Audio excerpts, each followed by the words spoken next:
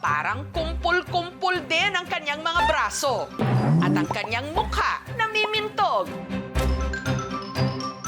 Ang kanyang timbang nasa 40 kilo. Sing bigat ng isang sako ng simento. Kahit pa siya'y 2 taong gulang pa lang. Super cute po talaga. Parang anak ko. Hawig na hawig. Siya si Alas. Pag dinala po namin siya sa may bayan, sa palengke, talagang pinagkakaguluhan po siya, ma'am. Pag nakita siya, ay, ang taba ng bata, oh. Ate, pwede mo pa-picture naman ako? Ang cute naman si anak! Gayunman, ang mag-asawang King at Rochelle nag-aalala. Habang lumalaki siya, habang nadadagdagan yung edad niya, lalo siyang lumalaki. Yun po ang pinagtatataka namin. Timbangin natin ang posibleng epekto nito sa kanyang kalusugan. Dito sa San Jose Occidental, Mindoro, nakatira ang pamilya ni Alas. Magana raw ito talagang kumain. Pag narinig niya na inurong ko na yung upuan, sasabihin niya na, Mama, Sabi ko naman, opo, sige, kakain na tayo. Pupunta na yun, hindi na yun papayag na hindi siya uupo sa lamesa. Ang kanyang paborito, fried chicken. Pag naubos yung binigay mo sa kanyang una na kanin, hihingi pa ulit siya. Hindi siya namimili ng pagkain. Pag dumating po ako na pagod ako sa pamasada, pagka sinalubong niya po ako, talagang mawala yung pagod ko. Ano ba, sabihin niya, Pa, pag sumagot ako, ang sasabihin niya sa akin, hotdog. Sasabihin niya na gano'n, kaya matatawa ka na lang din sa kanya. Malambing din daw ito. Kiss mo kasi Papa, may tunog. Aroy, kabait naman Pag gusto niya magpakarga sa akin, yun po, kinakarga ko siya. Kaya lang, hindi po talaga ganun katagal lang kaya kong itagal sa kanya sa pagbuhat. Mabigat po talaga siya. Makakaramdam ka ng hingal. Hindi po yan napipirme. Talagang galaw ng galaw yan. Yun nga lang, dahil heavy gut, si Alas mabilis ding mapagod. Hinihingal siya. Ito yung timba na inuupuan talaga to ni Alas kasi ilang upuan na yung nagamit ni Alas nasisira. Pagka nakapahinga-hinga siya ng laro, maliligo na siya.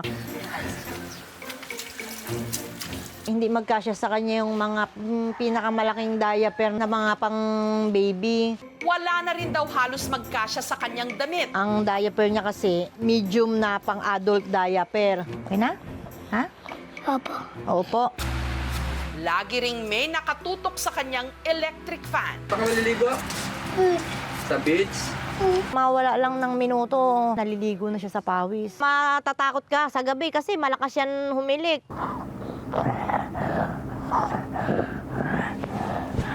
Kapag nagising siya ng mga bandang 1:00, 2:00, iiyak yun ng iiyak.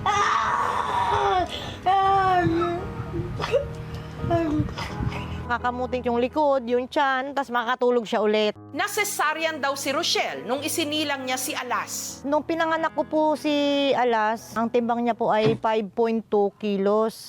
Sa paglipas ng mga taon, si Alas lalo pa raw lumobo. Hala, tinimbang di ba kita kaninang umaga, mahal? Bakit ngayon 41.4 ka na? Niloloko siya na, itong baboy damo na to. Tapos tatawa siya ng tatawa. Siyempre, nasasaktan din kasi anak mo yan eh. Sasabihan nila ng ganon. Pero bakit nga ba ganun na lang kalaki ang bata? Nababahala nga din po kami kaya baka isang araw hindi na niya kaya yung katawan niya, yung tibok ng puso niya, mapagod, huminto, mabalutan ng taba yung puso.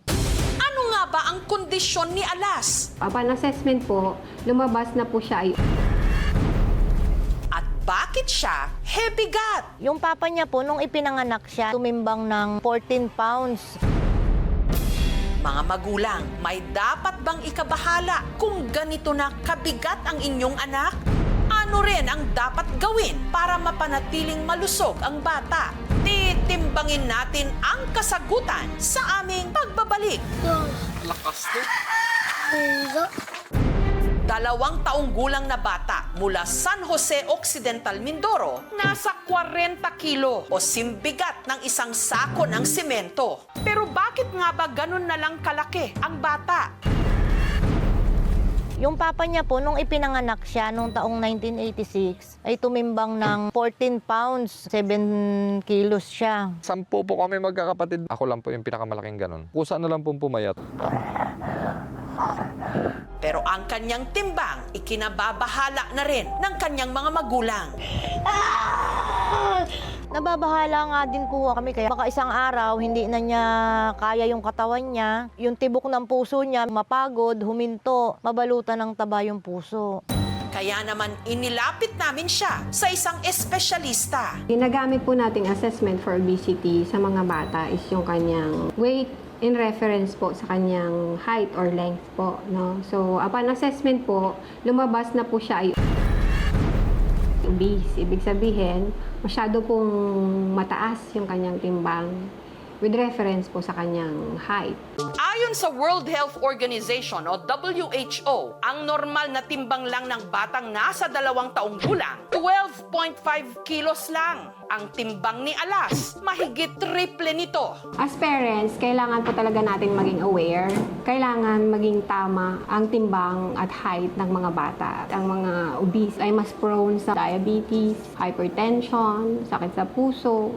Base naman sa pag-aaral ng Food and Nutrition Research Institute noong 2019, isa sa bawat 10 batang edad 5 hanggang 10 overweight. We address the nutrition of our patients. Less po yung matataas sa sugar ng mga pagkain. More fruits, more vegetables po dapat. Proper sleep, tapos yung mas active na lifestyle. 2 beses lang po kumain niya. Binabawal nga namin sa kanya yung matatamis kasi po isa yan sa malakas makapatabay.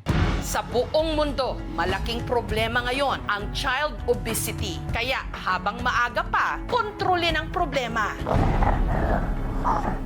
Para hindi na ito lumaki pa.